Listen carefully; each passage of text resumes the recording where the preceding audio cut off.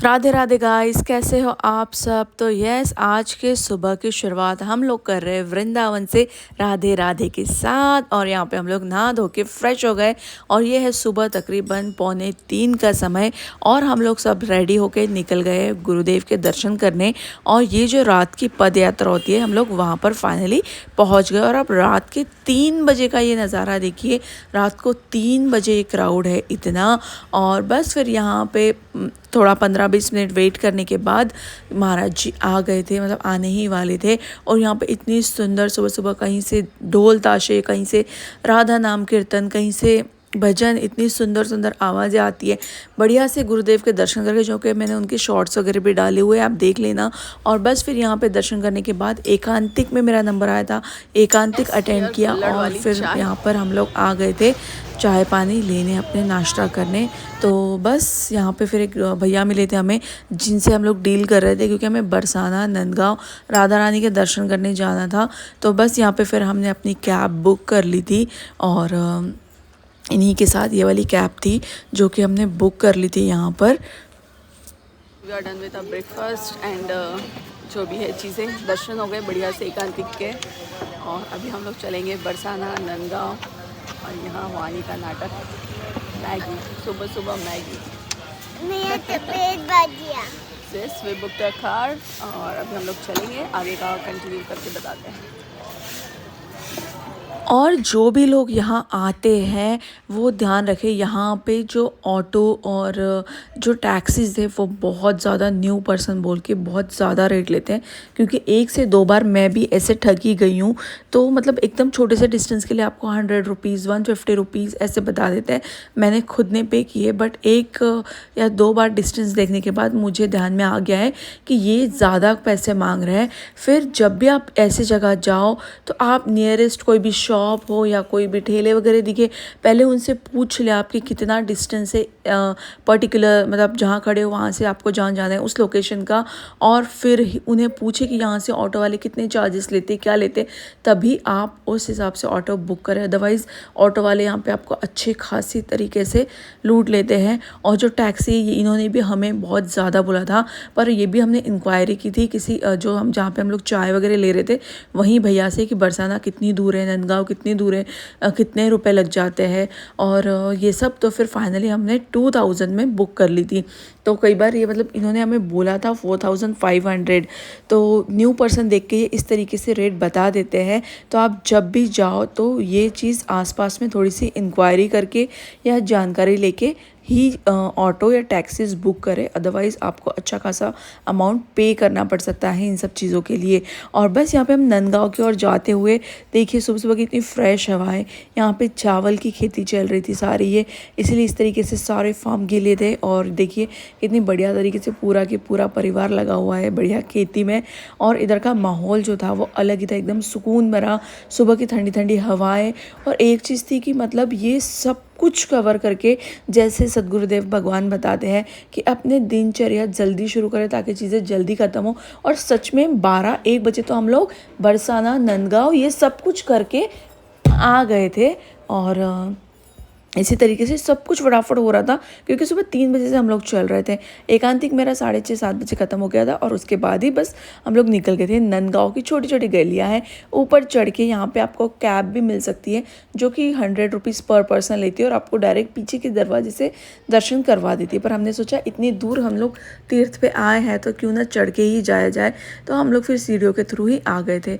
और ये है नंदगांव, जहाँ पे कृष्ण कन्हैया, बलराम और इस तरीके से उनकी अपने माता पिता के साथ बढ़िया सी मूर्ति है। तो यहाँ पर जो राधा रानी है वो पर्दे में रहती है, क्योंकि नंदगांव जो है वो राधा रानी का ससुराल है। तो ये जो मंदिर है आप देख सकते हो कितना सुकून, कितनी शांति और कितना पौराणिक मंदिर है। तो यहाँ पे आप देख सकते हो भगवान कृष्ण और भगवान बलराम दोनों भाई अपने माता पिता के साथ खड़े हैं और राधा रानी पीछे पर्दे में है। तो तो इस तरीके से यहाँ पे हम लोग आगे सरक रहे थे, क्योंकि यहाँ पे जो पंडित जी है वो मंदिर की सारी जानकारी हमें देते हुए सब कुछ बता रहे थे। उसके बाद दर्शन करने के बाद हम लोग ऊपर आ गए, और ऊपर आने के बाद यहाँ पे इतनी ठंडी ठंडी हवाएं चल रही थी, और यहाँ पे कुछ कुछ गाइड खड़े रहते हैं जो कि आपको नंदगांव के बारे में गाइड करते हैं, आपको चीज़ें बताते हैं, और फिर दक्षिणा रूपी आपसे कुछ रुपए लेते हैं। ये आपकी चॉइस है टोटली, आप देना चाहो तो दो, नहीं देना चाहो तो नहीं दो। बस फिर यहाँ पे भी हमने अच्छे अच्छे से थोड़े थोड़े फ़ोटोज़ निकाले और पूरी सुनी, मतलब ये क्या बता रहे थे वो। और यहाँ से नंदगांव नीचे छोटे छोटे घर इतने सुंदर दिख रहे थे। ये देखिए, ये पूरा नंदगांव है।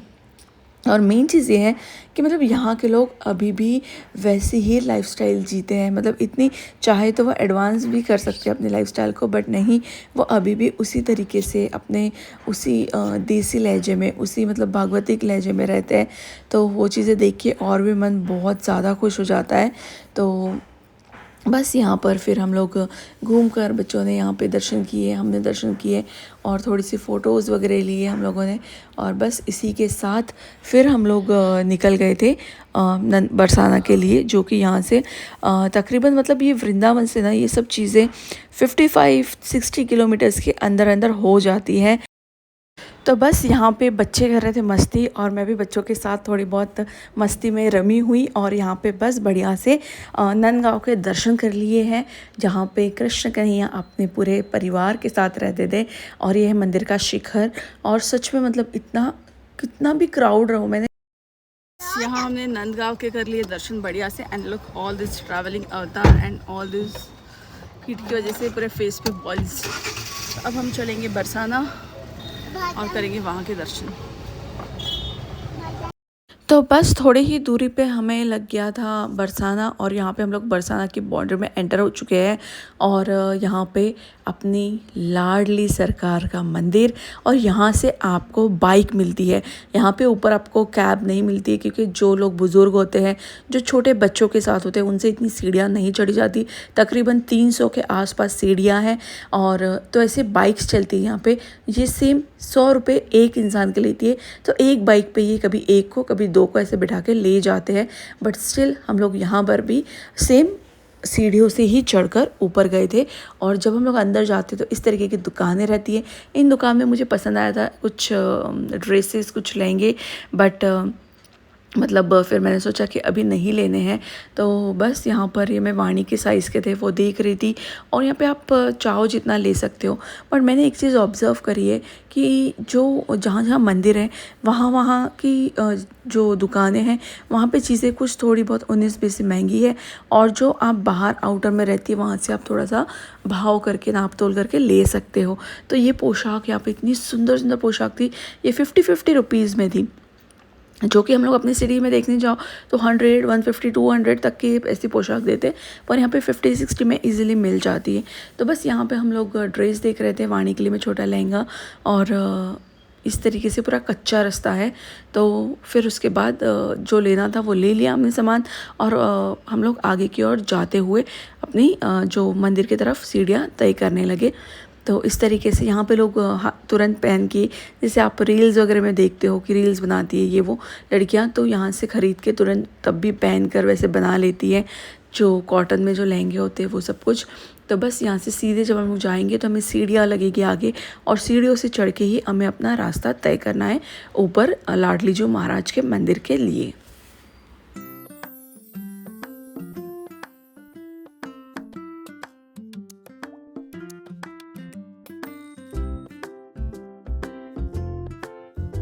अभी हम लोग बरसाना की सीढ़ियाँ चढ़ रहे हैं, और ये काफ़ी ऊपर है, हालत ख़राब हो गई है।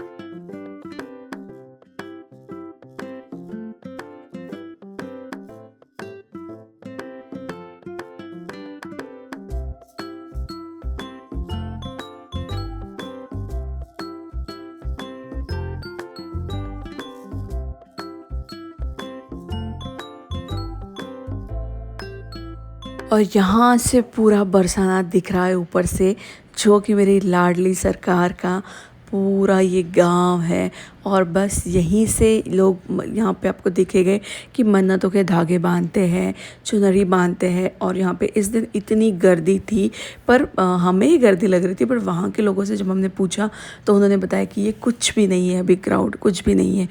तो बस यहाँ से जब हम लोग ऊपर की ओर जा रहे थे बढ़िया से, तो दिल को एक अलग ही सुकून, अलग ही हमें कुछ अचीव होता है तो कैसा प्राउड मोमेंट फील होता है, बस वो प्राउड मोमेंट फील हो रहा था कि फाइनली हम जैसे अधम जीव पे कैसे भगवान कृपा कर देते हैं, कब कर देते हैं और कैसे करते हैं हमें भी पता नहीं होता है। तो हमेशा बस इन चीज़ों से कनेक्टेड रहे तो पता नहीं चलेगा कि हम पे कब कृपा हो जाए। तो मुझे भी यकीन नहीं हो रहा था कि मुझे कैसे बुलावा आया, मुझे कैसे, मतलब मुझे कुछ नहीं पता था यहाँ के बारे में, मुझे कुछ नहीं पता ये चीज़ें भी है, ऐसे मंदिर भी है, सब कुछ है। पर गुरुदेव भगवान की कृपा से देखो मतलब कैसी कृपा हुई है। तो बस ऐसे ही भगवान सभी पर कृपा बनाए रखे। और यहाँ पर मंदिर के सुंदर से दर्शन, जो अभी तक नहीं गए वो आप यहाँ से दर्शन कर लीजिए और बढ़िया से मुझे कमेंट में राधे राधे लिख के बताइए। तो यहाँ पर दर्शन वगैरह करने के बाद यहाँ पे बाहर भी कई लोग होते हैं जो कोई माला करते रहता है, कोई ग्रुप में कीर्तन करते हैं, कोई अपनी फ़ोटोज़ और रील्स में ही बिज़ी होते हैं। मतलब डिपेंड्स ऑन योर भाव कि आप कैसे कैसे भाव से आए हो, कैसे दर्शन कर रहे हो, उन सब चीज़ों से। तो बस यहाँ से ऊपर से एक बार गाँव का आप नज़ारा देख लीजिए और आने जाने वालों का गर्दी देख लीजिए। पर दर्शन बहुत सुकून से हुए, बहुत सुकून से, बहुत शांति से, एक अलग ही तरीके का दिल में ये था कि आज बहुत बड़ी चीज़ मिल गई है बस। तो ये है। और यहाँ पे दर्शन करके अब हम लोग भी जाते हुए यहाँ पे हमारे दर्शन बढ़िया से हो गए। अब हम आगे गोवर्धन जी के दर्शन करेंगे और बस फिर हम लोग निकलेंगे फिर से वृंदावन की ओर।